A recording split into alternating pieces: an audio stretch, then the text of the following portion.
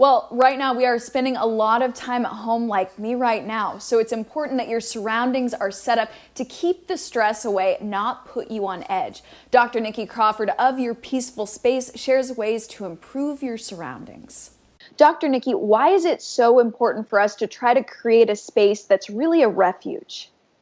Well, right now, so many of us are spending our waking hours at home when we used to be somewhere else.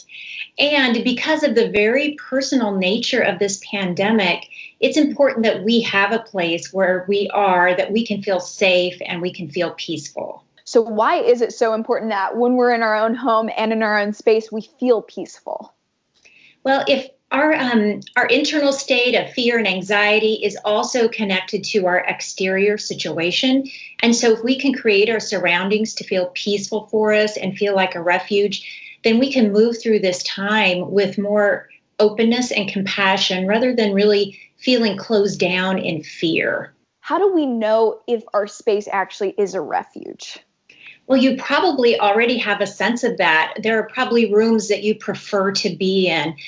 You can just even take a little tour of your space and notice how you feel when you're in particular rooms. So there may be an office that feels really sweet to you, or a lot of people I work with have a guest room that's kind of become a junk room.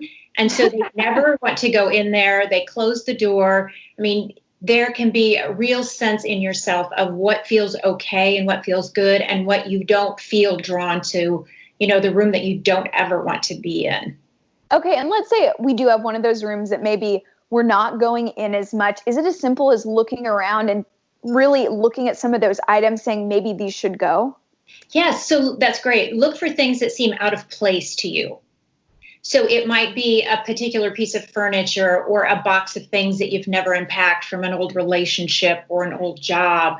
It might be just things that you haven't been able to make a choice about yet. These rooms become kind of places where delayed decisions go because we can't figure out what to do with them.